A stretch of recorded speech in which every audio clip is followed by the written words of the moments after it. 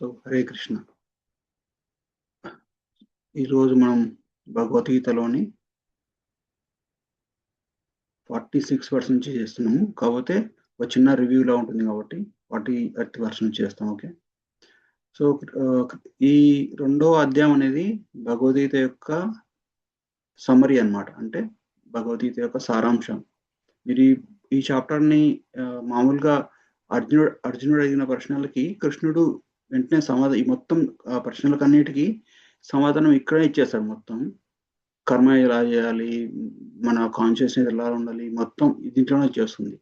కానీ దీని తర్వాత మళ్ళీ 3వ అధ్యాయం నుంచి మళ్ళీ అర్జునుడు మళ్ళీ ప్రశ్నలు అడుగుతాడు. అందుకు దాని మీద ఎలాబరేట్ చేయడానికి మొత్తం 18 అధ్యాయం అలా అప్పటి నుంచి ఈ 2వ అధ్యాయం తర్వాత 3rd చాప్టర్ 4th చాప్టర్ అలా అర్జునుడు ప్రశ్న అడుగుతుంటాడు, కృష్ణుడేమో దానికి సమాధానం చెప్తుంటాడు. అలా మొత్తం 18 అధ్యాయాలు ఉన్నాయి భగవద్గీతలో. సో మొదటి 6 అధ్యాయాలు కర్మయోగం గురించి మాట్లాడతాయి ఎక్కువ.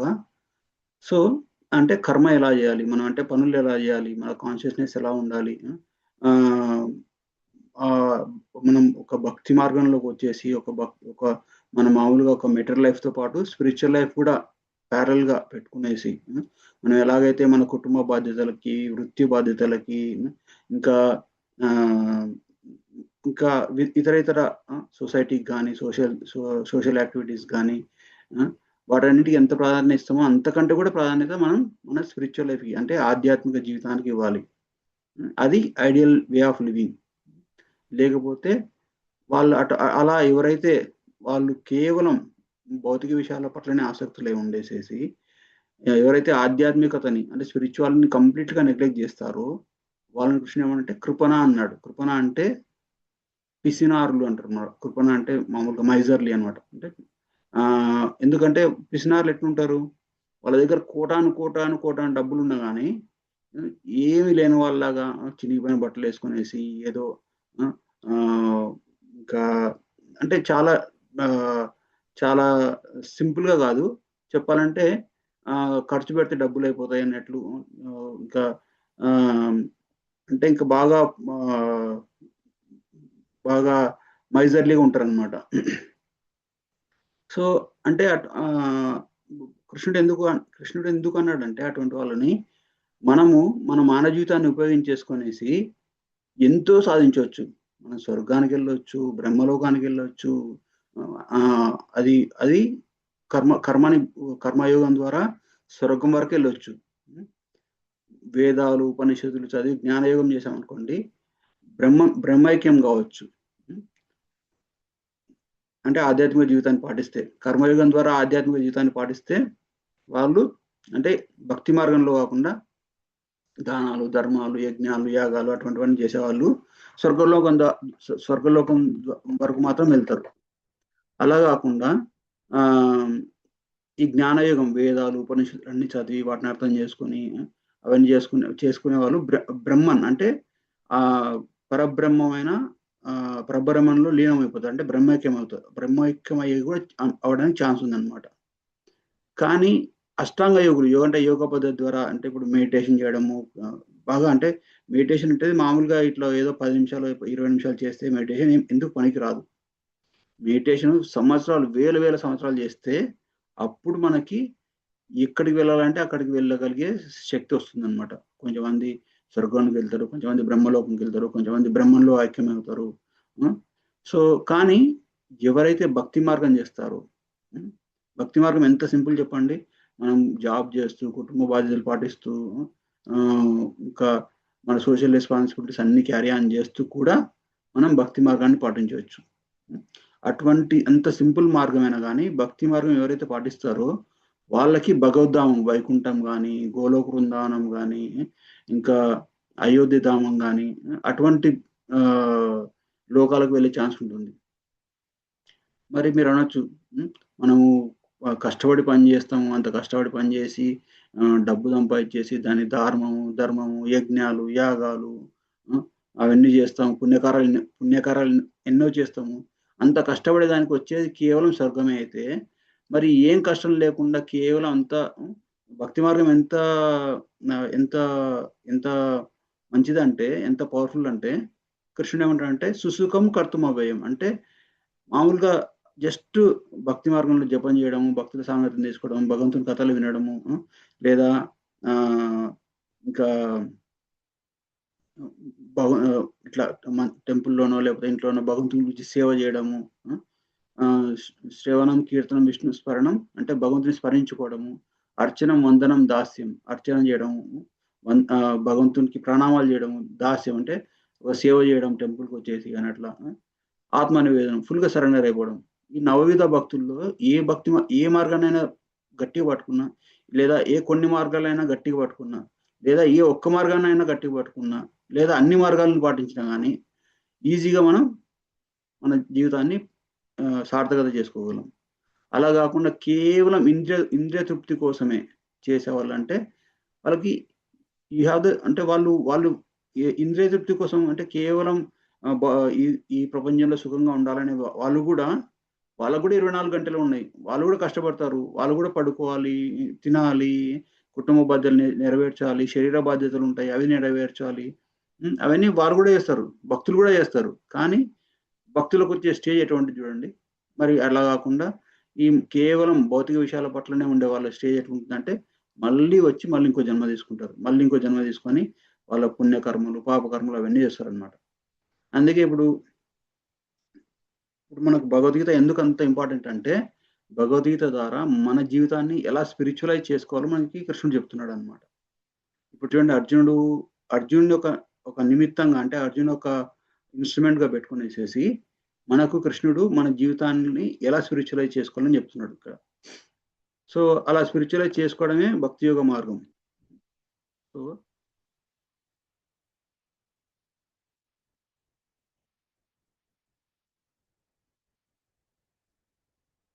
సో సో మరి మనం మరి ఈ మెటీరియల్ లైఫ్ అంటే మామూలుగా సోషల్ లైఫ్ అని మామూలుగా మెటీరియల్ లైఫ్ అని లీడ్ చేస్తూ మరి భక్తి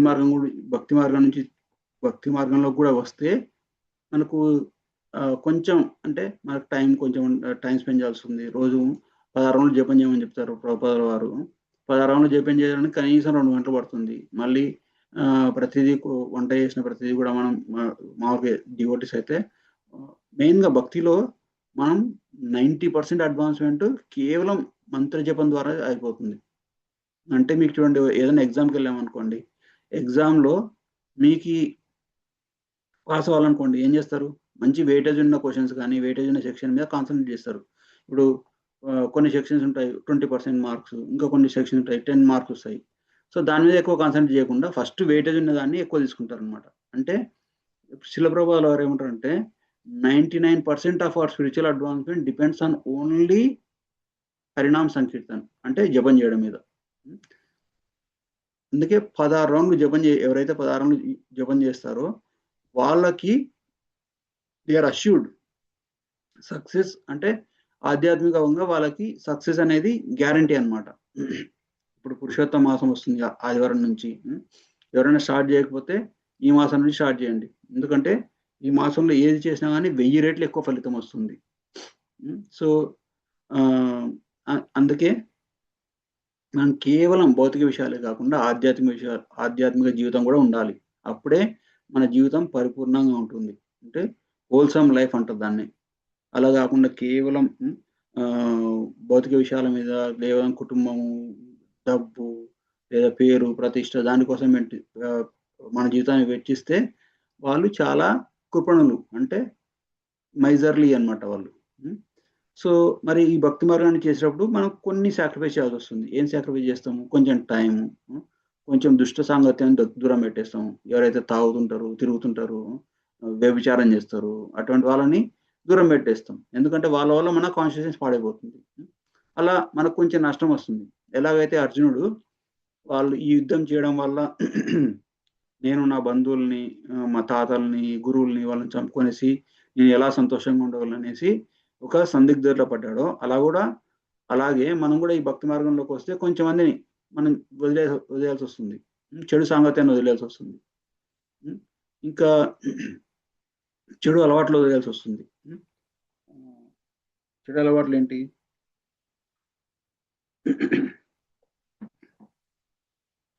చెడు అలవాట్లు ఏంటి?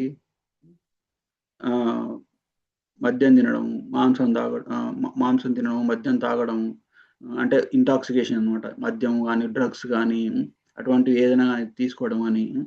ఇంకా వ్యభిచారం లాంటిది, అంటే వివాహేతర సంబంధాలు పెట్టుకోవడం కానీ, ఇంకా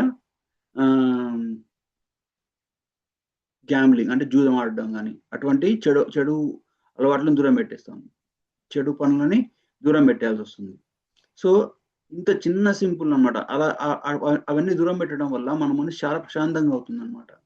సో మనం ఈవెన్ మన ఈ భౌతిక ప్రపంచంలో ఆనందంగా ఉండాలన్నా కానీ ఇవి లేకుండా ఉంటే, ఇప్పుడు మాంసం తీసుకోవడం మానేసాం అనుకోండి, అదంతా మాంసం అంతా బ్యాడ్ కొలెస్ట్రాల్ ఎక్కువ ఇంక్రీజ్ చేస్తుంది. చాలా మంచిది కాదు. దానివల్ల మన ఆరోగ్యం చాలా బాగుంటుంది, మన మన బుద్ధి బాగుంటుంది. జూదము అని ఇట్లా వివాహేతర సంబంధాలు పెట్టుకోకుండా ఉండడం వల్ల మన మనసు చాలా బాగుంటుంది. ఇంకా ఇంకేంటి అంటే ఈ మద్యము, మత్తు పదార్థాలని దూరం పెట్టడం వల్ల, ఈ చెడు అలవాట్లు చేసుకోకపోవడం వల్ల మనం మన శరీరాన్ని, మన మనసుని పరిశుద్ధంగా పెట్టుకోగలుగుతాం. సో చూడండి, భక్తి మార్గం ఎంత సింపుల్. అలా ఇంకా జస్ట్ మనకి ఎందుకంటే మనం మన జీవితంలో ఈవెన్ ఒక మెటీరియలిస్టిక్ ఆలోచించినా కానీ, ప్రతి గంట ప్రతి నిమిషం నేను డబ్బు కోసం లేదా నా యొక్క భౌతిక విషయాలు, భౌతిక సంపద పెంచుకోవడానికి వినియోగించాలి అనుకున్నా కానీ మనం చేయలేము. కనీసం 6 గంటలు 7 గంటలు పడుకోవాల్సి వస్తుంది.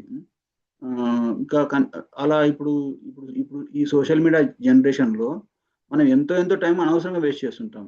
సో మనం ఎప్పుడైతే మనం ఈ ఆధ్యాత్మిక మార్గాన్ని తీసుకోవడం వల్ల ఏమవుతుందంటే మన టైం పర్ఫెక్ట్ యూటిలైజ్ అవుతుంది. సో మనకి శాశ్వతమైన రిజల్ట్స్ వస్తాయి. అందుకే ఈ ఈ ఈ ఈ మార్గం గురించి చెప్పేటప్పుడు కృష్ణుడు ఏమంటున్నాడు ఇక్కడ, నేహాభిక్రమ నాశోస్తి ప్రత్యవాయున విద్యతే స్వల్పమప్యస్య ధర్మస్య త్రాయతే మహతో భయాత్. ఈ మార్గంలో నిహాభిక్రమ నాశోస్తి అంటే దీంట్లో ఎటువంటి నష్టం కానీ, లైక్ క్షీణించిపోవడం కానీ, లేదా నష్టపోవడం కానీ, లేదా అంతరించిపోవడం కానీ ఏది లేదు. మన భక్తి మార్గంలో ఏది చేసినా కానీ, ఇప్పుడు మీరు వచ్చి భగవద్గీత క్లాస్ వింటున్నారు, ఇది మీకు ఎటర్నల్ క్రెడిట్ అనమాట. ఈ జ్ఞానం మనకి ఎన్ని జన్మలు ఎత్తినా పోదనమాట. సో ఈ మామూలుగా జపం చేసినా కానీ, లేదా భగవంతుని దగ్గరకు వచ్చి సేవ చేసినా కానీ, ఏది చేసినా కానీ భక్తి మార్గంలో అది మనకి పర్మనెంట్ ఆస్తి, అంటే పర్మనెంట్ అసెట్ మనకి. సో దానివల్ల నష్టపోయేది ఏది లేదు. అండ్ కొంచెం చేసిన కానీ, స్వల్పమప్యస్య ధర్మస్య, కొంచెం అయినా కానీ, ఇప్పుడు మనం 16 రౌండ్లు జపం చేయమని ప్రభుపాదుల వారు చెప్పారు, అది మినిమం అని చెప్పారు. సో ఆ 16 రౌండ్లు జపం చేయడం వల్ల మనకి ఎన్నో త్రాహతో మహాయతో భయాత్, ఎన్నో పాపకర్మల నుంచి మనల్ని కాపాడుతుంది అనమాట. దాని తర్వాత ఏమంటారు కృష్ణుడు, వ్యవసాయాత్మిక బుద్ధి ఏకేహ కురునందన బహుశాఖానంతస్య బుద్ధయో వ్యవసాయినం. ఎవరైతే ఇటువంటి మార్గంలోకి వస్తారో వాళ్ళకి ఫోకస్ ఒక్కటే, ఏంటి, నేను నా జీవితాన్ని ఈ లైఫ్లో పర్ఫెక్ట్ చేసుకోవాలి. నా జీవితం ఏంటి, ఫస్ట్ శ్రవణం, కీర్తనం, దాని తర్వాత ఫస్ట్ స్టార్ట్ అయ్యేది సాధు సంఘం, ఇటువంటి క్లాస్కి వచ్చేసి భక్తుల సాంగత్యం తీసుకునేసి, దాని తర్వాత భజన క్రియ, దాని తర్వాత జపం చేయడం, దాని తర్వాత దానివల్ల ఏమవుతుంది, అనర్థ నివృత్తి, అంటే మనలో ఉన్న అనర్థాలు అంటే ఏంటి, కామము, క్రోధము, లోభము, మదము, మాత్సర్యము, అటువంటివన్నీ కూడా నశించిపోతాయి, అనర్థ నివృత్తి. దాని తర్వాత ఆసక్తి, దాని తర్వాత నిష్ఠ, అటువంటి అలా గ్రాడ్యువల్గా ప్రోగ్రెస్ అయిపోయేసి దాని తర్వాత భావ ప్రేమ స్టేజ్కి వెళ్ళిపోతారు. అంటే భావం అంటే వాళ్ళు ఆ భావ స్టేజ్లో వాళ్ళు భగవంతునితో డైరెక్ట్ ఫీల్ అవ్వగలరు అనమాట. ప్రతి విషయంలో కూడా భగవంతుని స్మరించడం, ధ్యానించడం, అటు మంచి కృష్ణ కాన్షియస్ స్టేజ్కి వెళ్ళిపోతారు. దాని తర్వాత ఆ భావ స్టేజ్ తర్వాత ప్రేమ స్టేజ్, అంటే ఇంకా పూర్తిగా ప్రేమమయం అయిపోతుంది వాళ్ళ జీవితం. వాళ్ళు ఎప్పుడు కృష్ణునితో చాలా ప్రేమగా ఉంటారు. అటువంటి స్టేజ్ ఉన్న వ్యక్తి ఎప్పుడైతే తను అటువంటి స్టేజ్కి వెళ్ళిపోతారో, ఆ వ్యక్తులు వెంటనే వాళ్ళు భగవద్ధామం వెళ్ళిపోతారు. భగవంతుని లీలలో పాల్గొంటారు అనమాట. సో అది ఒక డివోటీ, ఒక మామూలుగా ఇటువంటి ఒక స్పిరిచువల్ లైఫ్ ఫాలో అయ్యే వ్యక్తి యొక్క ఫోకస్. కానీ అలా కాకుండా కొంచెమంది ఉంటారు, ఏంటమ్మా మీకు గోల్ అంటే, నేను డబ్బు బాగా సంపాదించాలి, మా పిల్లల్ని మంచిగా చదివించాలి, దాని తర్వాత లేదు పేరులో పాలిటిక్స్లోకి ఎంటర్ అవ్వాలి, పాలిటిక్స్లోకి ఎంటర్ చేసి అంటే వాళ్ళ గోల్స్ డిఫరెంట్ ఉన్నాయన్నమాట. పేరు అంటే ఈ మెటీరియల్ వరల్డ్లో నేము, ఫేము, ఎంజాయ్మెంట్, అది ఇది ఉంటుంది. అలా అనేసి భక్తులు ఇవి చేయరా అంటే భక్తులు కూడా చేస్తారు. కానీ వాళ్ళు ఎలా చేస్తారంటే వాళ్ళకి ఎంత అవసరమో, ఇప్పుడు వృత్తిపరంగా 8 గంటలు పని చేయాలి. 8 గంటలు పని చేసేసి మిగతా 8 గంటల్లో ఇంకా 8 గంటలేమో శరీరానికి, ఒక 8 గంటలేమో వృత్తికి, ఇంకో 8 గంటలేమో లైక్ ఆధ్యాత్మికతకు. అలా అన్నమాట. అంటే 6 గంటలు పనుకుంటారు, మిగతా 2 అవర్స్ 4 అవర్స్ అట్లా వేరే వేరే పనులు చేసుకుంటూ, అంటే వాళ్ళు జీవితాన్ని పర్ఫెక్ట్గా బ్యాలెన్స్ చేస్తారనమాట. సో అటువంటి వ్యక్తుల యొక్క బుద్ధి ఎలా ఉంటుందంటే వ్యవసాయం అంటే ఫుల్లీ ఫోకస్డ్ అనమాట. వాళ్ళ యొక్క వాళ్ళ ఏకాగ్రత అంతా స్పిరిచువల్ పర్ఫెక్షన్లో మీదే ఉంటుంది అనమాట. నాకు ఇది మంచిదా అది చేస్తారు, నాకు ఇది చెడ్డది దూరం పెట్టేస్తారు. అలా కాకుండా వాళ్ళు అలా లేని వాళ్ళదేంటి, వాళ్ళు చాలా చాలా బహుశాఖానంతస్య, వాళ్ళ యొక్క ఫోకస్ అంతా ఇజ్జాలు అనేసి చాలా వాటి మీద ఫోకస్ చేస్తుంటారు. సో ఇక్కడ ఈ ఏకాత్మక బుద్ధి ఇదైతే ఇది మనం అచీవ్ చేయాలి. సో అది ఎవరికి సాధ్యమవుతుంది? భోగైశ్వర్య ప్రసక్తానాం తయాపృత చేససాం వ్యవసాయాత్మిక బుద్ధి సమాధౌన విధీయతే. ఎవరికైతే భోగము, ఎక్కువ డబ్బులు సంపాదించాలి, ఎక్కువగా అవసరానికంటే కూడా డబ్బు లేదా పేరు, ప్రతిష్ట, భోగము, ఐశ్వర్యము, బాగా ఎంజాయ్ చేయాలి, బాగా భోగించాలి, అది ట్రై చేయాలి, అది ట్రై చేయాలి, అవన్నీ కొంచెమంది ఉంటారు అనమాట. ఏమంటే నేను అక్కడికి వెళ్ళాలి, అన్ని లిస్ట్ ఉంటుంది వాళ్ళ దగ్గర, పెద్ద లిస్టు. నేను ఇక్కడికి ఇన్ని కంట్రీస్ తిరగాలి, ఇవన్నీ ట్రై చేయాలి, అవన్నీ ఉంటాయి అనమాట. అంటే అటువంటి భోగ ప్రవృత్తి ఉన్న వాళ్ళకి మరి భోగ ఐశ్వర్యం అనవసరమైన మనకు డబ్బు ఎంత అవసరమో అంతవరకు పెట్టుకునేది కాకుండా, డబ్బును మరి అవసరానికి మించి సంపాదించాలి, అవసరానికి మించి నేను పెద్దగా కోటాను కోటీశ్వరులు కావాలి, అటువంటి వ్యక్తి కేవలం అటువంటి మైండ్ సెట్ ఉన్న వ్యక్తి, డబ్బు కానీ లేకపోతే అంటే మనకి ఎంతవరకు అవసరమో అంతవరకు కాకుండా దానికి మించి కూడా పని చేయాలనుకునే వ్యక్తి, అటువంటి వాళ్ళకి సమాధౌన విధీయతే, ఈ సమాధి స్థితి అనేది వాళ్ళకు లభించదు. సమాధి స్థితి అంటే ఏంటి? మనం చేసే ప్రతి పని కూడా భగవంతునికి సేవలాగా చేయడమే అదే సమాధి స్థితి. అటువంటి సమాధి స్థితిని ఎప్పుడు కూడా వాళ్ళు పొందలేరు అని చెప్పేసి కృష్ణుడు చెప్తున్నాడు ఇక్కడ. దాని తర్వాత ఏమంటారు, మరి పనులు చేసేటప్పుడు మీరు ఈ స్పిరిచువల్ లైఫ్ తీసుకోమని చెప్తున్నారు. దాని తర్వాత ఇప్పుడు అర్జున విషయంలో అయితే నువ్వు అన్ని ఇట్లా ఈ బంధాలన్నిటితో పక్కన పెట్టేసేసి ధర్మం కోసం యుద్ధం చేయనేసి కృష్ణుడు అర్జున్ చెప్తున్నాడు.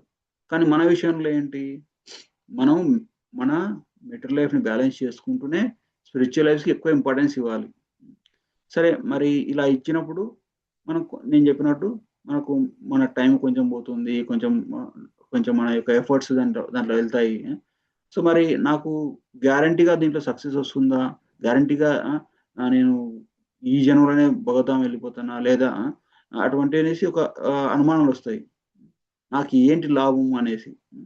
దాని కృష్ణ ఏమంటాడంటే కర్మణ్యేవాధికారస్తే మా ఫలేషు కదాచన మా కర్మ ఫల హేతుర్భు మాతే సంగోస్వ కర్మని.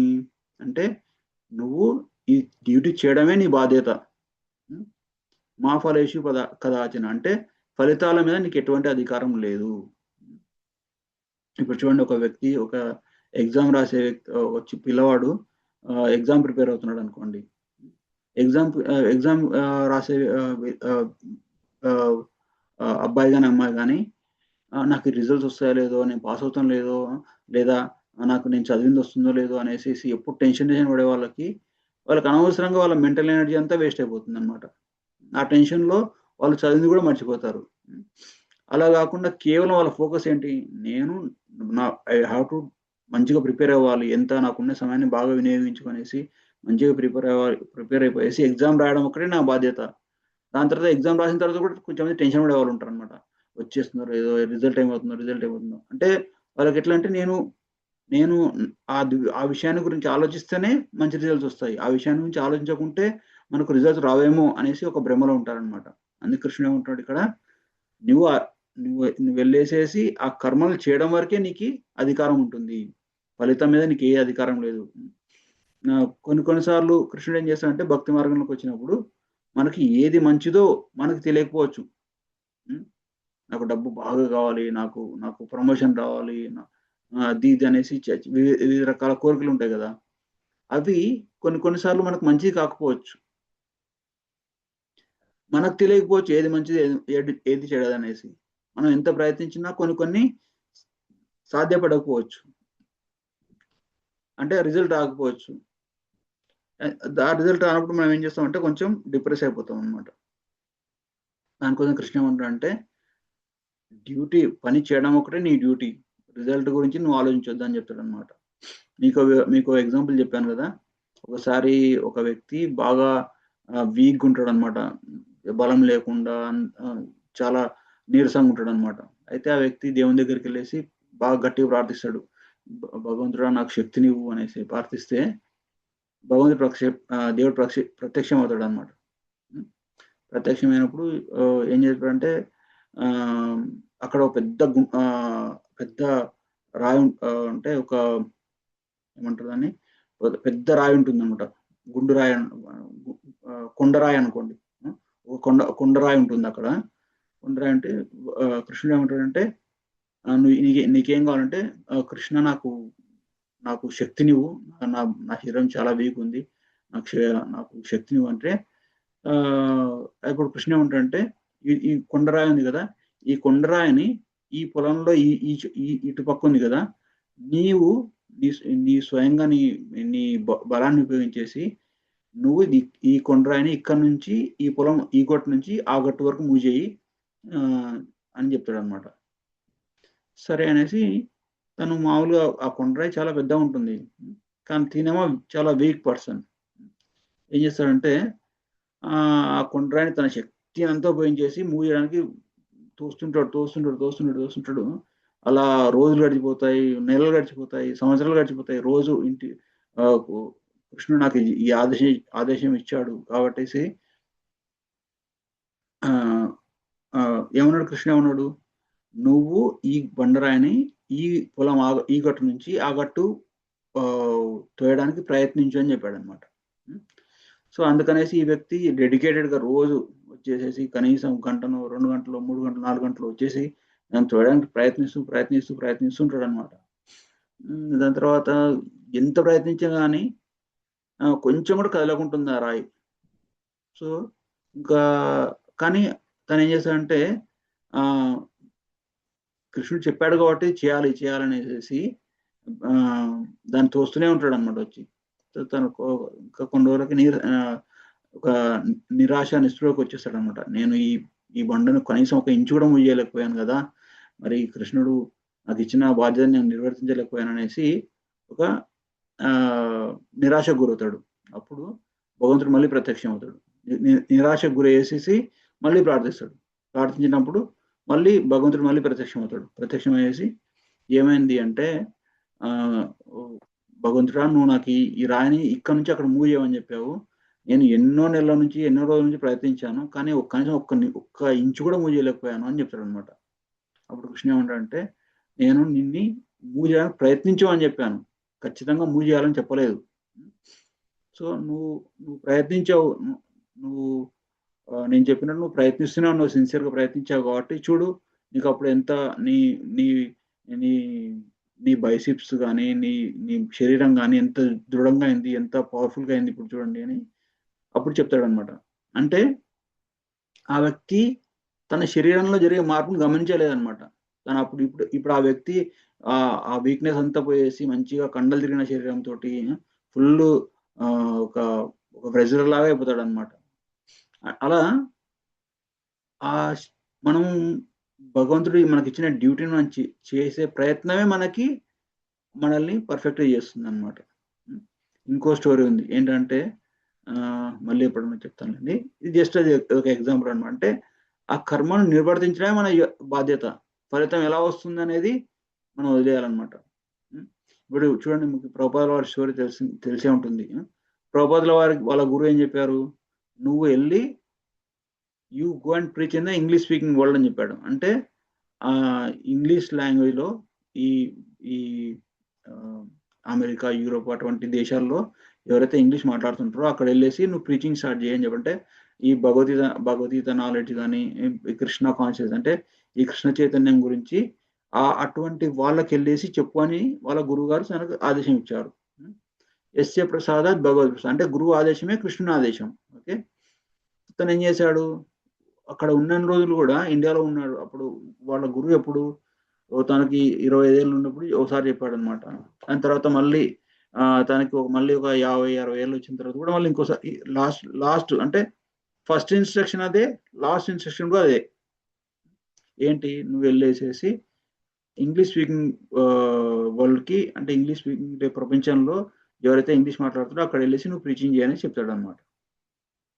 కానీ ప్రభుపాదుల వారు యొక్క కుటుంబ బాధ్యతలు, తనకున్న బిజినెస్ అవన్నీ ఉంటాయి కాబట్టి అవన్నీ చేస్తూనే తను కూడా ఏం చేశాడంటే అక్కడనే ఇండియాలోనే ఇంగ్లీష్లో ప్రీచ్ చేయడం స్టార్ట్ చేస్తాడు.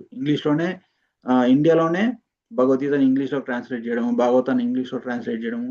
అంటే కేవలం తన ఫోకస్ అంతా ఏంటి, నేను ఇంగ్లీష్లో ప్రీచింగ్ చేయమని మా గురువు, సో ఇంగ్లీష్లో ప్రీచ్ చేయడమే నా బాధ్యత.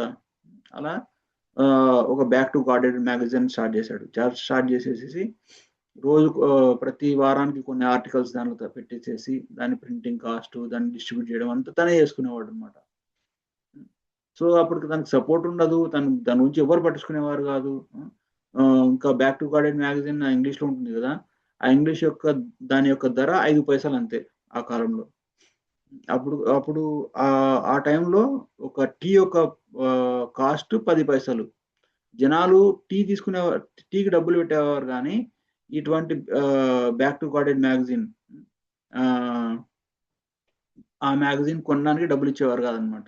ఆయన కానీ ఎంతో కష్టపడి ప్రింటింగ్ చేయించేసి అన్నిటిని డిస్ట్రిబ్యూట్ చేసి ఒక మామూలుగా ఇట్లా మనం భగవద్గీత ప్రోగ్రామ్ చెప్పుకుంటాం కదా, ప్రభుపాదుల వారు ఝాన్సీలో ఒక భగవద్గీత ప్రోగ్రామ్ ఇట్లా ఒక సంఘం స్టార్ట్ చేశారనమాట. దాంట్లో డెడికేట్గా వచ్చిన వ్యక్తి అంటే ఒకరు వచ్చారనమాట క్లాస్. అంటే తను సంవత్సరాలు ఎఫర్ట్ పెడితే ఒక్క వ్యక్తి భక్తి మార్గాన్ని తీసుకున్నారు అంతే. అంతేగాని అందరూ వచ్చేసి వినేవారు, మాకంతా తెలుసులే అనేసి వెళ్ళిపోయేవారు, వాళ్ళ పనులు వాళ్ళు చూసుకునేవారు. కానీ ప్రభుపాదుల వారు మాత్రం తన ప్రయత్నం ఆపలేదు. అలా ఆపుకోకుండా ఏం చేశారంటే వెళ్ళేసేసి సుమతి మురార్జీ అనే దగ్గరికి వెళ్ళి, అమ్మ నేను అమెరికా వెళ్ళాలనుకుంటున్నాను, నాకు అరేంజ్ చేయండి అంటే, ఆమె కూడా ఫస్ట్ వద్దని చెప్పేసేసి చాలా చాలా అంటే డిలే చేస్తుంది అనమాట. లేదు మీరు చాలా పెద్దవారు, అక్కడ చాలా చలి ఉంటుంది, అక్కడ తినడానికి తిండి సరిగా ఉండదు, వెజిటేరియన్ ఫుడ్ ఉండదు అనేసి సుమతి మురార్జీ కూడా నిరాకరించారనమాట షిప్లో పంపించడానికి. కానీ ప్రభుపాదుల చాలా పట్టుదలతోటి ఆయన ఒప్పించేసి ఒక షిప్ టికెట్ తీసుకొని ఒక ఫ్రీ పాస్ తీసుకొనేసేసి న్యూయార్క్ వచ్చేసి ఇక్కడ ప్రీచింగ్ చేసి ఇంత పెద్ద ఇస్కాన్ స్థాపించేసి మొత్తం తన జీవితంలో 12 ఏళ్లలో మొత్తం 108 మందిరాలు కట్టేసి వేలాది రెస్టారెంట్లు అమెరికా, చైనా ఇంకా అటువంటి అనేక కంట్రీస్లో ఈ కృష్ణ చైతన్యం భగవద్గీత యొక్క నాలెడ్జ్ని అందరికి ఇచ్చి పంచిపెట్టాడు అనమాట. చూడండి, ఇప్పుడు ప్రభుపాదుల వారు అనుకుంటే నాకు బిజినెస్ ఉంది, నా కుటుంబం ఉంది, నేను చేయలేను, నా వల్ల కాదు అనుకోకుండా ఏదో ఒక రకంగా ప్రయత్నిస్తున్నాడు. అంటే అలా ప్రయత్నించిన ఒక్కటే మన డ్యూటీ. తనకు ప్రభుపాదుల వారు ఇండియా నుంచి అమెరికా వచ్చేటప్పుడు తనకి ఇక్కడ తనని రిసీవ్ చేసుకోవడానికి కూడా ఎవరు లేరు. అలా చూడండి, మనం ఎప్పుడైనా అమెరికా నుంచి లేదా వేరే ఊరికి వెళ్ళామనుకోండి, లేదా ఆ ఊర్లో మనకు తెలిసిన వాళ్ళు ఎవరు లేకుంటే ఎంత కష్టం అవుతుంది మనకి.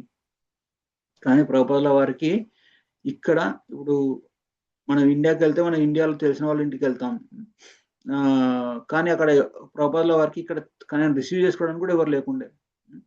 కానీ ప్రభుపాదుల వారు వచ్చేసి తన సొంతంగా తను భగవద్గీతాన్ని తీసుకొని వచ్చేసి ఇంకా ఇక్కడ ఎంతో కష్టపడి అమెరికన్స్‌కి, తెల్లవాళ్ళకి, అది కూడా యువకులకి అందరికి, నల్ల వాళ్ళకి అందరికి ప్రీచ్ చేసి వల్ల వాళ్ళ సహకారంతోటి ఈ ఈ ఇస్కాన్ మూవ్‌మెంట్ స్టార్ట్ చేశారనమాట. సో, మన ప్రయత్నం ఒక్కటే మన మన చేతిలో ఉంది.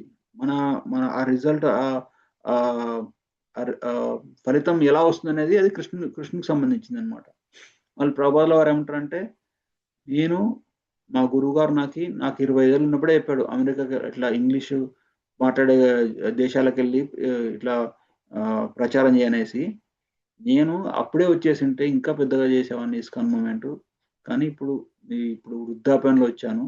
నేను నా నేను అనవసరంగా నా జీవితాన్ని అలా వేస్ట్ చేసుకున్నాననేసి ఒకసారి అన్నారనమాట. సో, అలా మనకి ఏది సాధ్యం, ఏది అసాధ్యం అంటే అది మన చేతుల్లో లేదనమాట. మనం ప్రయత్నించడం ఒక్కటే మన డ్యూటీ. సో, మళ్ళీ ఇప్పుడు అర్జునుడి విషయంలో ఇట్లా చెప్తున్నాడు గదా! "నువ్వు యుద్ధం చెయ్యి" అనేసి. మళ్ళీ అర్జున్ ఏమన్నాడంటే, మళ్ళీ వీళ్ళందరూ చంపుకొనేసి నేను ఆనందంగా ఎలా ఉండగలనంటే, అప్పుడు కృష్ణుడు ఇదొక లైన్‌లో ఏమంటున్నాడు? "నీవు కర్మకు ఈ కర్మలకి నీవు కారణం కాదు." ప్రభుపాదుల వారి విషయం కూడా తీసుకోండి. ఆ! ప్రభుపాదుల వారు వచ్చినప్పుడు నా వల్లనే ఇదంతా జరుగుతుందనేసి అనుకోలేదు గదా! నేను డబ్బు సంపాదించేసి, నేను మందిరాలు కట్టాలి, నేనే ప్రింటింగ్ జేయాలి, నేనే ట్రాన్స్‌లేట్ జేయాలి, నేనే అన్నీ జేయాలని తను అనుకోలేదు. ఎందుకంటే ప్రభుపాదుల వారి యొక్క ఆహ్, ఆహ్, ఎఫర్ట్ తను చేసే తన కర్తవ్యాన్ని తను నిర్వర్తించాడు. కానీ కృష్ణుడు గూడా చాలా హెల్ప్ అరేంజ్ చేశాడు. ఎంతోమంది ప్రభుపాదుల వారి దగ్గరకొచ్చేసి వారి శిష్యులుగా మారిపోయేసి, ప్రభుపాదుల వారి ఆదేశాలని తూచా తప్పకుండా పాటించి ఎక్కడ ఇప్పుడు ప్రభుపాదుల వారు ఏం చేశారు, అమెరికాలో ఫస్ట్ ఒక టెంపుల్ స్టార్ట్ చేసి, వాళ్ళకు 10, 20 మంది శిష్యులొచ్చారనమాట. అయితే ఈ శిష్యుల్లో ఆహ్, ఏం చెప్పారు, "నువ్వు మెక్సికోకెళ్ళు, నువ్వు నువ్వు చైనాకెళ్ళు, నువ్వు ఇండియాకెళ్ళు" అనేసి చాలా మంది శిష్యుల్ని అమెరికా నుంచి అన్ని దేశాలకు పంపించారు. మరి ప్రభుపాదుల వారు అనుకోలేదు గదా! ప్రభుపాదుల వారు ఇండియాలోనే కూర్చొని ప్లాన్ చేసుకుంటే ఇటువంటిది అయ్యేది కాదనమాట. అలాగే మనం గూడా మన మన బాధ్యతగా మన కర్తవ్యాన్ని మనం నిర్వర్తిస్తే కృష్ణుడు మనకి ఏ రిజల్ట్ ఎప్పుడు ఎలా ఇవ్వాలో అది కృష్ణుడికి తెలుస్తదనమాట. సో, ఆహ్, అలాగనేసి అందుకే కృష్ణ ఏమంటున్నాడు? మా కర్మ ఫల హేతుర్భురు. నువ్వు ఫలితం గురించి ఆలోచించొద్దు. నీకు ఫలితం మీద ఎటువంటి అధికారం లేదని చెప్తున్నాడు కృష్ణుడిక్కడ. ఇలా ఇప్పుడు ప్రభుపాదుల వారు ఎన్ని మందిరాలు స్థాపించారు గదా! మరి ప్రభుపాదుల వారు ఏమన్నా పెట్టుకున్నారా? ప్రభుపాదుల వారు బ్యాలెన్స్ ఏమన్నా బ్యాంక్‌లో ఏమన్నా డబ్బులేసుకున్నారా అంటే ఒక్క రూపాయి గూడా ఏసుకోలేదాయన. తను కేవలం కృష్ణుడికి సేవగా మాత్రమే చేశారనమాట. కృష్ణుడి ఆదేశం, మా గురువుగారి ఆదేశం నేను పాటించాలనేసేసి ఒక్క నిబద్ధతతో చేశారు కాబట్టే ఇంత సక్సెస్ సాధించగలిగారనమాట. అలా ఇప్పుడు మనకి కొంచెంమంది అంటారు. ఇప్పుడు మనం ఏమైనా బిజినెస్ స్టార్ట్ చేయాలనుకున్నాం అనుకోండి. ఇదే విషయం చెప్పామనుకోండి. నువ్వు బిజినెస్ స్టార్ట్ చేయడం ఒక్కటే నీ నీ చేతిలో ఉంది. మంచిగా నువ్వు బిజినెస్ అంటే రోజుగా కష్టపడి బిజినెస్ నడపడం నీ చేతిలో ఉంది. కానీ బిజినెస్‌లో వచ్చే రిజల్ట్స్ నీ చేతిలో లేవు. దాని మీద నీకు ఎటువంటి అధికారం లేదు. అంటే వెంటనే చాలామంది ఏమంటారంటే, అటువంటప్పుడు నేను బిజినెస్‌ని ఎందుకు స్టార్ట్ చేయడం? నాకు ఫలితాల మీద నాకు అధికారం లేనప్పుడు నేను ఎందుకు స్టార్ట్ చేయడం అని అనుకుంటారు గదా! ఇప్పుడు అర్జున్ విషయంలో గూడా ఇప్పుడు నాకు ఎంజాయ్‌మెంట్ రానప్పుడు నేను ఈ పని ఎందుకు చేయాలంటాడన్నమాట. అప్పుడు కృష్ణ ఏమంటాడు? ఇది నీ ఎంజాయ్‌మెంట్ కోసం గాదు.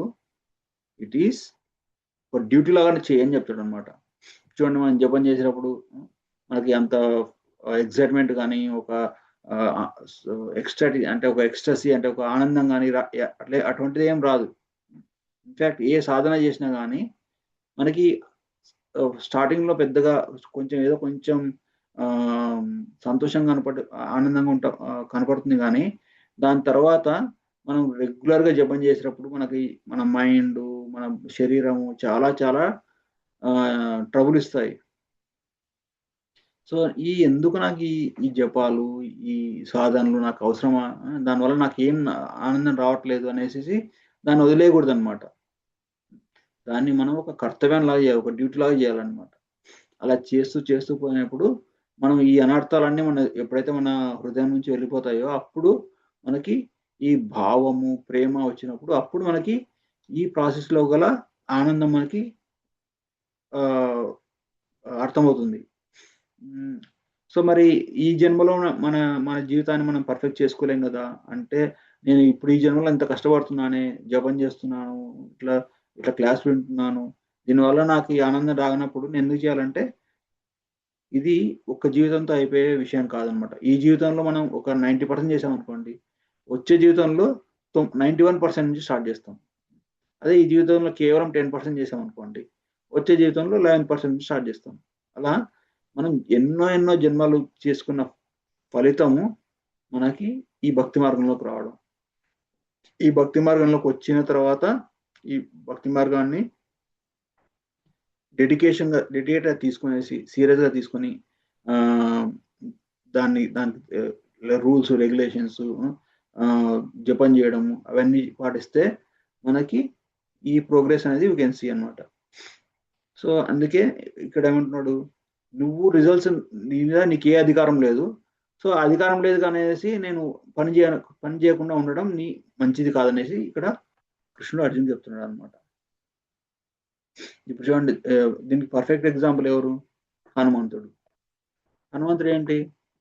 హనుమంతుడు ఓహ్! సి సి ఆహ్, రాముల వారు చెప్పారనేసేసి ఎంతో కష్టపడి వచ్చి ఆహ్, లంకని దాటి లంకను దాటే సమయంలో ఎన్నో ఎన్నో కష్టాలు ఎదుర్కొనేసి మళ్ళీ లంకలోకెళ్ళిన తర్వాత ఈ శత్రువులతో పోరాడేసి మళ్ళీ సీత యొక్క ఆనవాలు తీసుకొనొచ్చి మళ్ళీ రాముని దగ్గరికి చెప్పి దీనివల్ల హనుమంతుడికి ఏమన్నా ఉపయోగం ఉందా అంటే హనుమంతుడు భగవంతుడికి సేవలా చేస్తున్నాడు. పర్సనల్‌గా హనుమంతుడికి ఇప్పుడు మామూలుగా అయితే రాముడే ఎళ్ళేసేసి సీతాదేవి కోసం యుద్ధం జేయాలి. కానీ రాముడికి సహాయంగా హనుమంతుడు సేవ జేస్తున్నాడు. ఇప్పుడు అలాగే మనం గూడా మనం భక్తి మార్గంలోకొచ్చినప్పుడు ఇప్పుడు మనం తెలిసిన వాళ్ళని ఇన్వైట్ చేస్తాము. లేదా మన బంధువుల్ని, మన ఫ్రెండ్స్‌ని లేకపోతే కొత్త వాళ్ళని గూడా ఇట్లా, ఇట్లా ప్రోగ్రామ్ నడుస్తుందండి. ఇట్లా జాయిన్ అవ్వండి. జాయిన్ అయితే మీకి మంచి భగవద్గీత నేర్పించడం వల్ల మీకు ఒక స్పిరిచ్యువల్ లైఫ్ అనేది స్టార్ట్ అవుతుంది. దానివల్ల మీకు చాలా ఉపయోగపడుతుంది అనేసి చెప్తాం మనం. వాళ్ళకి చెప్పడం వల్ల మనకేం ఉపయోగం అనేసి మనం ఆలోచిస్తాం.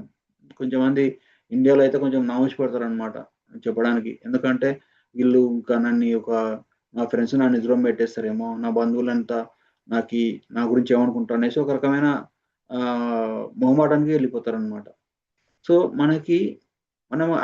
అది చేయడం మన డ్యూటీ. ఒక ఒక శ్రేయోభిలాషిగా, ఒక మిత్రునిగా, ఒక బంధువుగా భాగవతంలో ఏమంటారంటే ఆహ్, ఒక గురువుగా, ఒక తల్లిగా, ఒక తండ్రిగా, ఒక బంధువుగా, ఒక శ్రేయోభిలాషిగా ఎవరికైనా రిలేట్ రిలేట్ అయి ఉన్నావంటే అది నీ డ్యూటీ. ఏంటి? వాళ్ళని కృష్ణ చైతన్యంలో కృష్ణుని దగ్గర కృష్ణ కాన్షియస్‌నెస్‌లోకి తీసుకురావడం. అలా తీసుకురావడం వల్ల వాళ్ళు ఈ జనన మరణ చక్రాల నుంచి బయటపడతారనమాట. భాగవతంలో ఫిఫ్త్ క్యాంట్లో వస్తుందది. ఆహ్, గురువు న సస్యాపి తనూ న సస్యాత్ జననీ న సస్యాత్ దైవం న సస్యాత్ అంటే ఇవన్నీ గూడా ఇ ఇ ఇ ఇ ఎలాగైతే ఇది పని చేయడానికి ఎవరు ఇది పని ఈ ఇటువంటి ఈ ఇటువంటి హెల్ప్ హ్మ్. కృష్ణుని దగ్గరికి మనల్ని తీసుకొనొచ్చేసి వాళ్ళని జనన మరణ చక్రం నుంచి బయటపడడానికి ఎవరైతే ప్రయత్నించారో వాళ్ళకి ఆ పోస్ట్‌లో ఉండే అధికారం లేదని చెప్తారనమాట. అంటే ఒక గురువుగా గాని, ఒక తల్లిగా గాని, ఒక తండ్రిగా గాని, ఒక శ్రేయోభిలాషిగా, ఒక మిత్రునిగా ఉండే అధికారమే లేదని చెప్తారనమాట. క్వాలిఫికేషన్ కూడా లేదు అని చెప్తారనమాట. హ్మ్. సో, అలా అంటే మన కోసం చేసుకోకూడదు. మనం అలా చేయడం వల్ల వాళ్ళకి స్పిరిచ్యువల్‌గా చాలా బెనిఫిట్ అవుతుంది. అలా చేయడం వల్ల ఒక ఒక ఆత్మ, ఒక సోల్ ఒక వ్యక్తి తను మళ్ళీ భగవద్ధామం చేరుకుంటాడు. అలా చేరుకోవడం వల్ల కృష్ణునికి ఆనందం కలుగుతుంది. కృష్ణునికి ఎందుకు ఆనందం కలుగుతుంది? కృష్ణుడు అంటాడు గదా! మమైవాంశో జీవలోకే జీవభూత సనాతన మనశ్శస్త్రాణీంద్రియాణి ప్రకృతి అంటే ఈ ప్రపంచంలో ఉండే ప్రపంచంలో ప్రతి జీవి కూడా నా యొక్క అంశనే. కానీ అంటే నా యొక్క అంశ అంటే ఏంటి ఇప్పుడు ఆ, భగవంతుని యొక్క పార్ట్ అండ్ పార్సల్. అంటే ఇప్పుడు ఒక తల్లిదండ్రుల యొక్క అంశ ఎవరు? వాళ్ళ పిల్లలు. ఒక పిల్లవాడు ఇంటి నుంచి తప్పిపోయినప్పుడు వాళ్ళకి ఎంత బాధ అవుతుంది. అదే పిల్లవాడు, తప్పిపోయిన పిల్లవాడు మళ్ళీ ఇంటికి తిరిగి వస్తే వాళ్ళకి ఎంత సంతోషం కలుగుతుందో, అటువంటి సంతోషం కృష్ణుడు మనం ఎవరికైనా ప్రీచ్ చేసి, మనం ఎవరైనా కృష్ణ కాన్షియస్‌లో తీసుకొని వస్తే అటువంటిది సంతోషం కృష్ణుడికి మనం ఇవ్వగలం అనమాట. సో అది మన ధర్మం. ఎలాగైతే ఇప్పుడు హనుమంతుడు తన ఒక డ్యూటీలాగా చేశాడో, అలాగే ఒక సేవలాగా చేశారో, అలాగే ఇట్ ఈస్ అవర్ డ్యూటీ.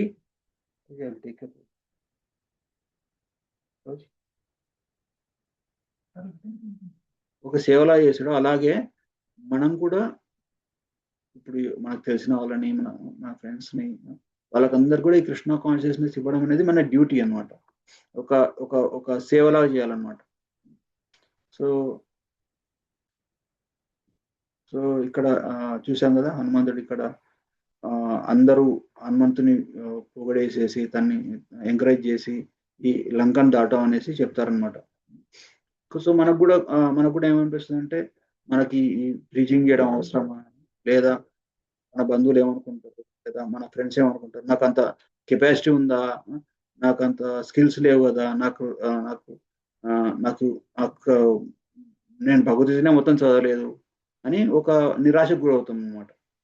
కానీ ఇక ప్రభుపాదులు ఏమంటారంటే, మీకు ఎంత తెలుసో అంతే చెప్పండి అంటారనమాట.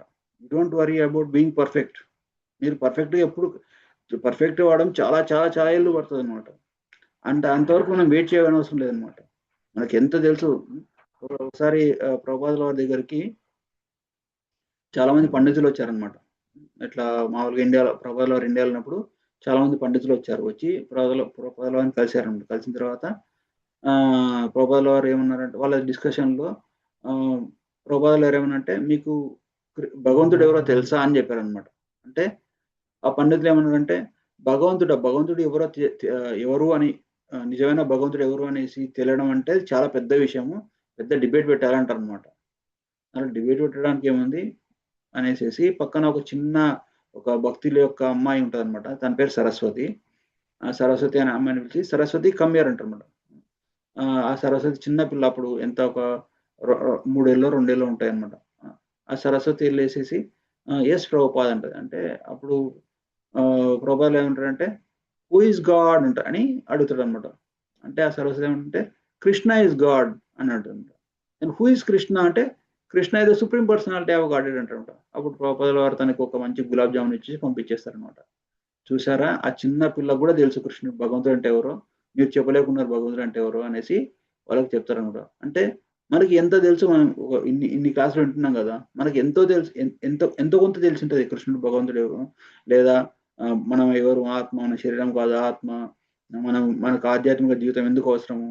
మనకి ఎంత తెలుసో అది అది షేర్ చేసుకుంటే that is called bringing the person to Krishna consciousness. అది మనకు తెలిసిన ఫ్రెండ్స్‌కి, మనకు తెలియని వాళ్ళకి గూడా ప్రీచ్ చేయడం వల్ల అది భగవంతునికి ఎక్కువగా ప్రీతి కలిగిస్తుందనమాట. భగవంతునికి తృప్తి కలిగిస్తుంది. అలా మనం గూడా హనుమంతుల వారు ఫస్ట్ ఏమనుకున్నారు? నాకు గూడా ఏం శక్తి లేదు. నేను గూడా ఏం చేయగలను. మామూలుగా అందరూ అప్పుడు రామాయణం మీకంతా తెలుసు గదా! వాళ్ళంతా హనుమంతుని సేన అంతా వచ్చేసి సముద్ర తీరంలో ఉన్నప్పుడు ఎవరు ఈ సముద్రాన్ని దూకగలరంటే, వివిధ మంది వానర యోధులు వచ్చేసేసి, నేను దుంకగలను, నేను ఇన్ని యోజనాలు ఎగరగలను, నేను 30, 40, 50, కానీ ఈ సముద్రం 100 యోజనాలు ఉంది. అంగదుడు ఏమంటాడంటే, నేను దూకగలను, 100 యోజనాలు దూకగలను, కానీ మళ్ళీ తిరిగి రాలేనని చెప్తాడనమాట. అలా చెప్పినప్పుడు హనుమంతుడు ఏమంటాడంటే, నాకు గూడా చేత కాదు. నాకేమొచ్చు అనేసి ఒక రకమైన ఒక బలహీనతకు గురవుతాడనమాట. అప్పుడు ఆహ్, జాంబవంతుడొచ్చేసి హనుమంతుని యొక్క శక్తిని గుర్తు చేస్తాడనమాట. గుర్తు చేస్తే, ఆ జాంబవంతుడు ఇచ్చిన శక్తి పరంగా తను ఒక ఎంకరేజ్‌మెంట్‌గా ఫీల్ అయ్యేసి, తను సముద్రాన్ని లంఘించేసి రామకార్యాన్ని సాధిస్తాడు. సో అలా మనకు కూడా మనం ఎప్పుడు కూడా నిరాశ కాకూడదు. చూడండి ఇప్పుడు ఆ, మనలో ఇప్పుడు పద్మజ మాత ఉన్నారు, మంచిగా వాళ్ళ ఫ్రెండ్స్ అందరికి తను డాక్టర్ అయినా కానీ వాళ్ళ ఫ్రెండ్స్ వేరే వాళ్ళ డాక్టర్స్ ప్రీచ్ చేస్తారు. ఇప్పుడు సౌమ్య మాత ఉన్నారు, తనకు తెలిసిన వాళ్ళకి ప్రీచ్ చేస్తున్నారు. అలా మనకు తెలిసింది వేరే వాళ్ళకి చెప్పడం, అది భగవంతుడికి సేవలా చేయడం అనమాట. అది that is our duty. Okay. So ఇలా ఆ, ఇలాగైతే హనుమంతుడు వివిధ ఆ, రాముని పట్ల ఒక ఒక ఒక సేవాభావం కలిగి ఉన్నాడు. అలాగే ఆ, అక్కడ లంకని దాటి ఆ, సీతాదేవిని కలిసినప్పుడు ఇంకో రకంగా వ్యవహరించాడు. సీతాదేవి కొంచెం చాలా డిప్రెషన్గా కనపడుతుంది అనమాట. అప్పుడు హనుమంతుడు రామాయణ పారణ చేసేసి సీతాదేవికి ఒక ఎంకరేజ్మెంట్ కలిగిస్తాడనమాట. సీతాదేవికి ఒక హోప్ ఇస్తాడనమాట. అలాగే వేరే దేవతలు ఇంద్ర, వాయు, సూర్య వారందరికి కూడా ప్రే చేస్తాడు. అంటే వాళ్ళకి ఇచ్చే మర్యాదని వాళ్ళకి ఇస్తారనమాట. దాని తర్వాత కొంచెం మంది ఉంటారు జామవంతుడు అనే పెద్దలతోటి, వాళ్ళకి ఇచ్చే మర్యాదని, వాళ్ళ నుంచి వచ్చే గైడెన్స్ ని హనుమంతుడు తీసుకుంటాడు. ఇంకా లేదా తనతో పాటు అంగదుడు ఉంటాడు, అంగదునితో కూడా ఒక రకంగా వ్యవహరిస్తారనమాట. ఎందుకంటే టీమ్ లీడర్ డ్యూటీ కదా, నేను తీసుకొని వస్తాను అని ఒక హోప్ ఇస్తాడు అంగదునికి. ఇంకా కొంచెం మంది స్నేహితులు లంకను దాటేటప్పుడు, ఆ సముద్రాన్ని దాటేటప్పుడు ఈ మాయనాక పర్వతము ఇంకా స్వయంప్రభ అనే వ్యక్తులు వచ్చేసి హనుమంతునికి సేవ చేయడానికి ట్రై చేస్తారు. మనం భక్తి మార్గంలో వెళ్ళేటప్పుడు కొంచెం మంది మనల్ని ఎంకరేజ్ చేస్తూ మనకు కొంచెం మంది సపోర్ట్ వెళ్ళడానికి ట్రై చేస్తారు. వాళ్ళ పట్ల కూడా చాలా మర్యాదగా వ్యవహరిస్తాడు హనుమంతుడు. కానీ అలాగే కొంచెం మంది శత్రువులు కూడా వస్తారు. ఎటువంటి వాళ్ళు ఇప్పుడు ఒక దాని పేరు ఏమంటారు, సింహిక అనే రాక్షసి వస్తుంది. దాని తర్వాత ఇంకా మధ్యలో ఇంకో ఛాయని అంటే ఒక నీడ ద్వారా లాగే ఒక ఒక సముద్రంలో ఒక రాక్షసుడు ఉంటాడు అనమాట. దానికి పేరు గుర్తు రావట్లేదు. సో అటువంటి వ్యక్తుల్ని సంహరిస్తాడు అనమాట హనుమంతుడు, లేదా శిక్షిస్తాడు. అలా మన మన భక్తి మార్గంలో మన డిస్కరేజ్ చేసే వాళ్ళని, లేదా మనకి దానికి అగనెస్ట్ ఉండే వాళ్ళని దూరం పెట్టడం, వాళ్ళకి తగ్గట్టు వాళ్ళకి వ్యవహరించడం మనం చేయాల్సి వస్తుంటుంది అనమాట. అలాగే అక్కడ వెళ్ళిన తర్వాత ఇంద్రజిత్తు అటువంటి రావణుని సోల్జర్స్ తోటి యుద్ధం చేయడము, వాళ్ళతో బంధించబడ్డము, ఇవన్నీ కూడా పూర్తి నిస్వార్థంగా చేస్తాడు హనుమంతుడు. అంటే తనకి ఎటువంటి స్వార్థం లేదనమాట. దానివల్ల చూడండి రాముడు సీత కలిసినప్పుడు కేవలం ఒక సేవ మాత్రమే అనమాట హనుమంతునిది. అందుకే హనుమంతుడు చాలా గొప్ప భక్తుడు. హనుమంతుడిని అందుకే హనుమంతుని మనం రోల్ మోడల్ తీసుకోవాలన్నమాట. మనం ఎప్పుడైనా కానీ మనం చేసే పని మనం భగవంతుని యొక్క తృప్తి కోసం మాత్రమే చేయాలి. వేరే వేరే మోటివేషన్ ఏది కూడా ఉండకూడదు అనమాట. అలా చేసిన తర్వాత అది అలా చేయడం వల్ల మన జీవితం మనం సార్థకత చేసుకుంటాం. మనం సార్థకత చేసుకునేసేసి మనం భగవతం వెళ్ళిపోయే ఛాన్స్ ఉంటుంది అనమాట. సో కానీ ఇట్లా ఒక సంకల్పంతో, ఒక దృఢ నిశ్చయంతో మనం ప్రయత్నించేటప్పుడు కొన్ని అనర్థాలు మనకి వస్తాయి అన్నమాట. అందుకే ఇప్పుడు కృష్ణ ఏమంటాడు, దూరేణ హ్యోవరం కర్మ బుద్ధి యోగ ధనంజయ బుద్ధి శరణం గన్వచ్చ కృపణా ఫలహేతవే. కొన్నిసార్లు ఒక టెంప్టేషన్ వస్తుంది అనమాట. మనం సేవ చేస్తున్నాము, ప్రీచింగ్ చేస్తున్నాము, వాళ్ళ వల్ల మనకి ఏమన్నా లాభం ఉంటుందా లేదా అనేసి ఒక టెంప్టేషన్ అనేది వస్తుంది అనమాట. ఇలాగైతే ఇప్పుడు అర్జునుడికి నేను యుద్ధం చేస్తున్నా కదా, దీనివల్ల నాకేం లాభం నష్టం వస్తుంది అనేసి ఫలాల గురించి ఆలోచించాడు. వాటి గురించి కృష్ణుడు ఏమంటాడంటే, ఇటువంటి చెడు చెడు చెడు అలవాట్లన్నీ దూరం పెట్టేసేయి, దూరం పెట్టి బుద్ధిని ఈ భక్తి యోగ మార్గంలో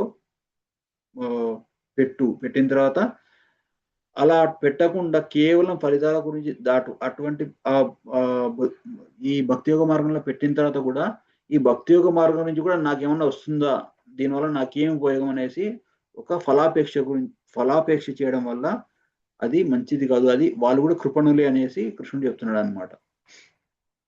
దాని తర్వాత బుద్ధియుక్తో జహాతీత ఉభే సుకృత దుష్కృతే తస్మాత్ యోగాయ యుజ్యస్వ యోగ కర్మసు కౌశలం.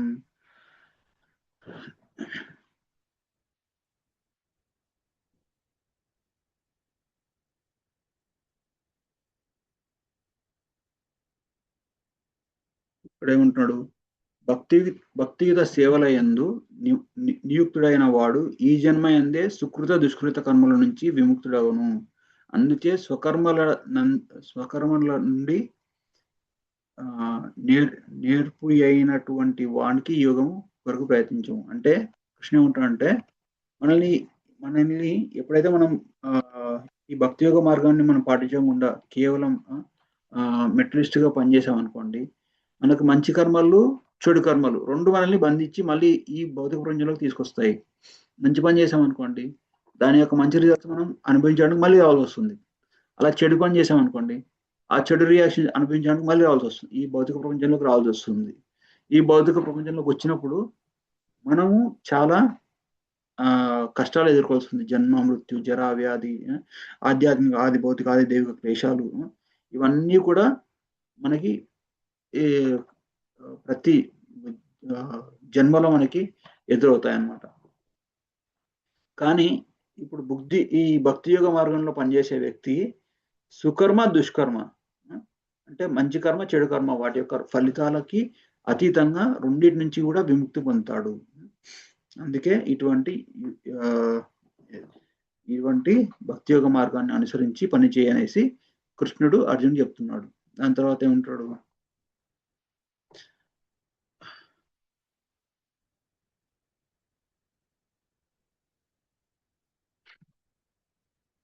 కర్మజం బుద్ధియుక్తా హి ఫలం త్యక్త్వా మనీషిణ జన్మబంధ నిర్ముక్త పదం గచ్చన్త్యాన్నామయం. ఈ విధంగా భక్తియుత సేవయందు నియుక్తుడైన మనుషుడు లేక భక్తులు ఈ భౌతిక జగత్తునందు కర్మ ఫలితం నుంచి తమను విముక్తులైన కావించుకొందరు. ఈ విధంగా వారు జనన మరణ చక్రం నుంచి విడపడి భగవద్ధామం తిరిగి చేరుట ద్వారా దుఃఖరహితమైన స్థితిని పొందగలరు.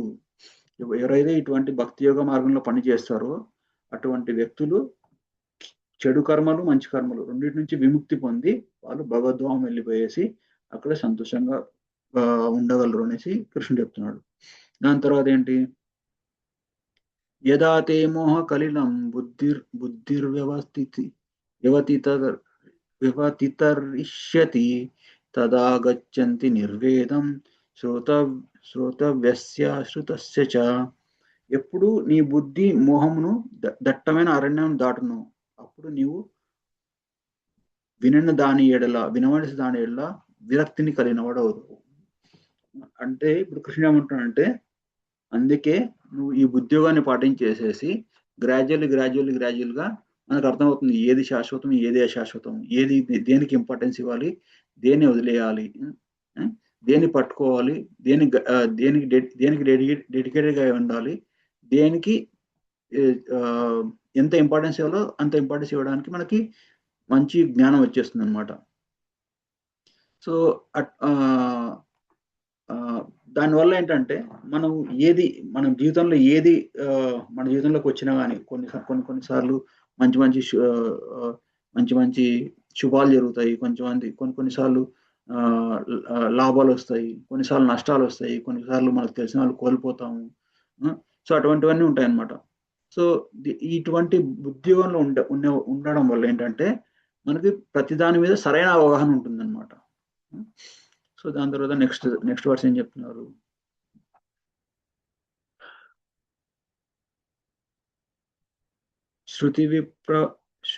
శృతి విప్రతిపన్నాతే యదాస్తస్యాతి నిశ్చల సమాధావచల బుద్ధిస్తతా యోగమాప్ససి. ఎప్పుడు నీ బుద్ధి వేదంలో యందు మృదుమధురమైన వాక్కులచే కలత నొందక ఆత్మానుభూతి అందే సమాధిని ఆత్మానుభూతి అనేది సమాధి స్థితి మగును, అప్పుడు నీవు దివ్య చైతన్యం పొందగలవు. ఇప్పుడు కృష్ణ ఏమంటున్నా అంటే కొన్నిసార్లు ఇలా ఇటువంటి భక్తి మార్గం చేసేటప్పుడు కూడా లేదా ఈ వేదాల్లో చెప్పినట్టు నడుచుకునేటప్పుడు కూడా కొన్ని టెంప్టేషన్స్ వస్తాయి. ఎటువంటిది? నేము, ఫేము, ఇంకా లేకపోతే వేరే వాళ్ళు మనకు మంచి మర్యాదలు ఇస్తారు, లేదా ఫాలోవర్స్ వస్తారు. అటువంటి ఫలాల మీద మనకి మనసు పెట్టుకోకుండా కేవలం ఒక కర్తవ్యంలో ఒక సేవలో మనం చేయడం వల్ల మనం మన జీవితాన్ని పర్ఫెక్ట్ చేసుకోగలం. లేకపోతే మళ్ళీ we have to keep continuing అనమాట. సో అది ఇక్కడితో అయిపోయింది అనమాట. సో మరి ఇటువంటి ఈ భక్తి యోగ ప్రాసెస్ చేయడం వల్ల ఏమవుతుందంటే మన యొక్క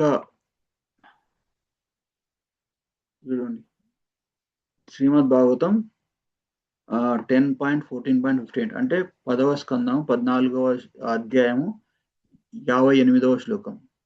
సమశ్రితాయే పదపల్లవప్లవం మహత్పదం పుణ్యయశో మురారే భవత్పదం వత్సపదం పరం పదం పదం పదం యత్ విపదాం తేషాం. అంటే భౌతిక సృష్టిలో శరణ్యుడు మరియు ముక్తినిచ్చువాడు లేక ముకుందని ప్రసిద్ధి. అంటే ఎవరైతే భగవంతుని శరణు పొందుతారో, ఇప్పుడు ఈ భవసాగరం అంటారన్నమాట. ఈ భౌతిక ప్రపంచాన్ని భవసాగరం అంటే ఏంటి? వీళ్ళు నా వాళ్ళు, నేను, నా పిల్లలు, నా కుటుంబము, నా దేశము, నాది నాది నాది అనే ఒక భావన, దాన్నే భవసాగరం అంటారు అనమాట. ఈ భవసాగరాన్ని దాటడం చాలా కష్టం. మనకు చూడండి, మనకు వచ్చే కష్టాలన్నీ కూడా కేవలం నేను ఈ శరీరము, ఈ శరీరానికి సంబంధించిన వాళ్ళంతా నా వాళ్ళు, ఈ శరీరానికి సంబంధించిన వ్యక్తి అంతా నాది అనుకోవడమే అది ఒక ఇల్యూజన్ అనమాట. దాన్ని భవం అంటారు అనమాట. సో ఈ భవసాగరాన్ని దాటడం చాలా చాలా కష్టం. కానీ ఎవరైతే సమశ్రిత అంటే భగవంతుని యొక్క చరణాలని, భగవంతుని యొక్క భక్తిని చేస్తారో వాళ్ళు ఈ భవసాగరాన్ని ఈజీగా క్రాస్ చేయగలరు అనమాట. ఎలా?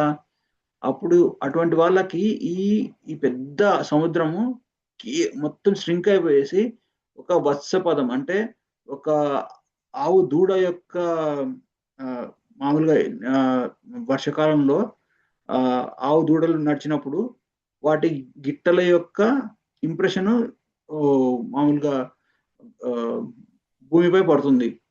సో మళ్ళీ అక్కడ ఆ గిట్టల ఆ ఇంప్రెషన్ మీద వర్షం పడినప్పుడు ఆ ఆవు దూడ యొక్క ఆ గిట్ట చేసిన లోతు ఎంత ఉంటుంది? చాలా తక్కువ ఉంటుంది. దాంట్లో కొంచెం నీళ్ళు వచ్చి చేరుతాయి అన్నమాట. సో ఈ భవసాగరం అంతా కూడా అంత చిన్నగా అయిపోతుంది. ఈజీగా దాన్ని క్రాస్ చేయగలము. అంటే ఇప్పుడు సముద్రాన్ని ఎవరైనా దాటమని చెప్పారు అనుకోండి, చాలా కష్టం, సముద్రం దాటలేమని ఒక నిరుత్సాహానికి వెళ్ళిపోతాం. కానీ ఎవరైతే భక్తి మార్గం చేస్తారో వాళ్ళకి ఈ పెద్ద భవసాగరం కూడా చిన్నగా ఆవు దూడ యొక్క ముద్రలో ఉండే ఆవు దూడ యొక్క ఇంప్రెషన్ లో ఎంత వాటర్ ఉందో అంత వాటర్ గా మారిపోతుంది.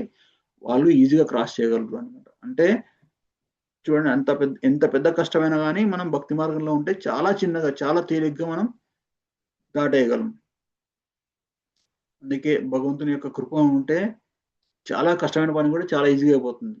ఎప్పుడైతే భగవంతుని కృప లేకుంటే మనకి చాలా ఈజీ పని కూడా చాలా కష్టంగా అయిపోతుంది అనమాట.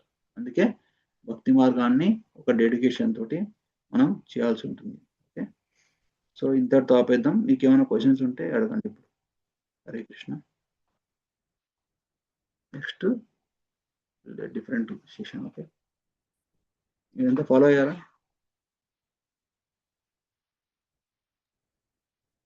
ఎస్ ప్రభుజీ. ఏమైనా క్వశ్చన్స్ ఉన్నాయా ఎవరికన్నా? హరే కృష్ణ ప్రభు. నాకు ఈ చాప్టర్ లో కాదు, తర్వాత చాప్టర్ లో ఒక క్వశ్చన్ ఉంది, అడగచ్చా ప్రభు? లేకంటే తర్వాత మేము కాల్ చేయాలి? పర్లేదు. అంటే పత్రం పుష్పం ఆ శ్లోకం ఉంటుంది. అంటే వాటర్ కానీ ఎనీ లీఫ్ అంటే తులసి ఆఫ్ కోర్స్ అదన్నా కానీ అంతకు ముందు మళ్ళీ వస్తుంది 8th or 9th చాప్టర్లోనూ ఏ మనం ఏం తీసుకున్నా ఏం ఫుడ్లో కూడా ఆఫర్ చేయకుండా తింటే ఇస్ కైండ్ ఆఫ్ సిన్ లాగానే అని కదా ప్రభుజీ. How do we take this two things? కొంచెం కాంట్రడిక్టరీగానే ఉంటాయి కదా. నాకు అలా అర్థమైంది. నేను ఏం చెప్పానంటే నా గ్రూప్ వాళ్ళకి, అది చేయని వాళ్ళకి కనీసం ఇది బేసిక్ థింగ్ పత్రం పుష్పం అని అలా అర్థం చేసుకోవాలని. I don't know whether my understanding నాకు కరెక్ట్ క్వశ్చన్ అర్థం కాదు నాకు. ఓకే, పత్రం పుష్పాలు ఉంది, మరి ఇంకా మనం ఏది తిన్నా కానీ భగవంతుడికి ఆఫర్ చేయాలనేసి ఇంకో శ్లోకం ఉంది. అవునండి, అది అంటే దీంట్లో రెండు కాంట్రడిక్టరీ కదా. కాంట్రడిక్షన్ ఎక్కడ కనపడుతుంది మీకు? అంటే ఆయన ఆఫర్ చేయడం అనేది ద సేమ్ థింగ్, కాకపోతే మనము ఆ సిన్ అంటే మనం ఫుడ్ ఆఫర్ చేయాలన్నట్టుగా ఒక దాంట్లో, ఇంకో దాంట్లోనేమో కనీసం ఇట్లా వాటర్, ఫ్రూట్, ఎనీథింగ్ ఆఫర్ చేసినా ఓకే అని. అంటే how do we take these two things అని క్వశ్చన్. ఇప్పుడు చూడండి మాతాజీ, ప్రభుపాదులు నీట్గా చెప్తారు అనమాట.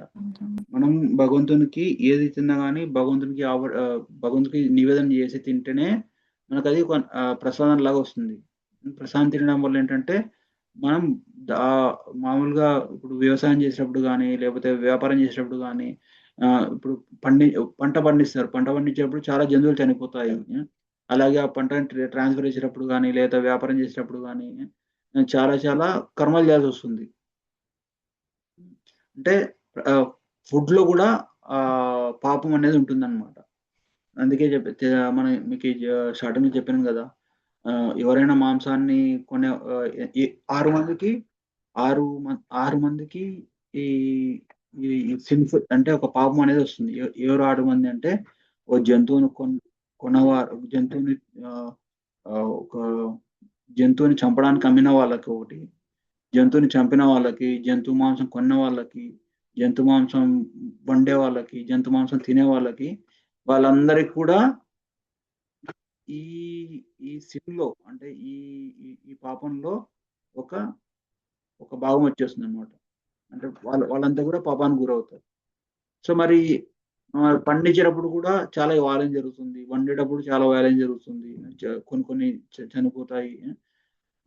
అటువంటి పాపం నుంచి కూడా విముక్తి పొందాలంటే మనం ఏది తిన్నా ఏది తాగినా కానీ, అంటే వాటర్ తాగితే ఏం కాదు కానీ, అంటే ప్రతిదాన్ని కూడా మనం భగవంతుడికి ఆఫర్ చేసిన దాన్ని తీసుకొచ్చేసి మళ్ళీ మనం ఒక ప్రసాదంగా తీసుకోవడం వల్ల ఏమవుతుందంటే, ఏదైతే మామూలుగా there is no perfect non violence అనమాట. ఇప్పుడు మనకి కొంచెంమంది ఏమంటారంటే, మీరు నాన్ వైలెన్స్ అనేసి జంతువుల్ని చంపరు, అదంతా కరెక్టే, కాకపోతే మరి ముక్కల్ని కట్ చేస్తున్నారు కదా, వాటికి కూడా జీవితం ఉంటుంది కదా అంటే, ఎస్ అది కూడా కరెక్టే. కానీ మనం ఏంటంటే ఆ హింసని వీలైనంతగా తగ్గిస్తున్నాం అనమాట. ఇప్పుడు చూడండి, మనం ఒక జంతువు యొక్క మెడను కట్ చేసినప్పుడు జంతువు మామూలుగా స్ట్రగుల్ అయ్యేసి గిలగిలగా తన్నుకొని చనిపోతాయి అనమాట. అంటే చాలా సఫర్ అవుతుంది అనమాట. కానీ అదే మనం ఒక ప్లాంట్ని కట్ చేసినప్పుడు, ఒక చెట్టు నుంచి ఒక ఫ్రూట్ని కానీ లేదా ఒక పంట నుంచి ఒక ధాన్యాన్ని తీసుకున్నప్పుడు అంత స్ట్రగుల్ మనకు కనపడదు అనమాట. అంటే అక్కడ కూడా వైలెన్స్ ఉంటుంది, కానీ తక్కువ వైలెన్స్ ఉంటుంది అనమాట. కానీ మనం ఎప్పుడైతే మనం భగవంతుడికి తీసుకొచ్చేసి దాన్ని సమర్పిస్తామో అది కాస్త ఆ వైలెన్స్ కూడా వెళ్ళిపోతుంది. ఎలా? ఇప్పుడు మనం ఒకరింటికి వెళ్ళాము అనుకో, ఒక మిత్రుని ఇంటికి వెళ్ళాము. మిత్రుని ఇంటికి వెళ్ళినప్పుడు మన ఫ్రెండ్ వాళ్ళ ఇంటికి వెళ్ళినప్పుడు అక్కడ మంచి ఒక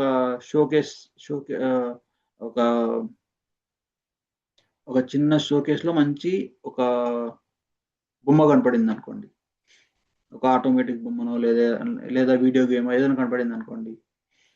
సో అరే నువ్వు ఎప్పుడు కొన్నావు, చాలా బాగుంది, నాకు బాగా నచ్చింది అని చెప్పేసేసి తనను అడిగి, నేను కొన్ని రోజులు పెట్టుకొని ఇస్తాను, నేను కొన్ని రోజులు దీన్ని చూసి దీన్ని మా వాళ్ళు కూడా చూపించి తీసుకొని వస్తానంటే అది మంచిది. That is a good way to take from him, right? అలా కాకుండా తను మీకు ఇంటికి వెళ్ళారు, మీకు నచ్చింది, ఫ్రెండ్కి చెప్పకోకుండా, ఫ్రెండ్ అడగకుండా తీసుకొని వచ్చేసారనుకోండి, అది దేనికి ఎందుకు అవుతుంది? ఇట్స్ కమ్స్ అండర్ స్టీలింగ్, దొంగతనం అవుతుంది అనమాట.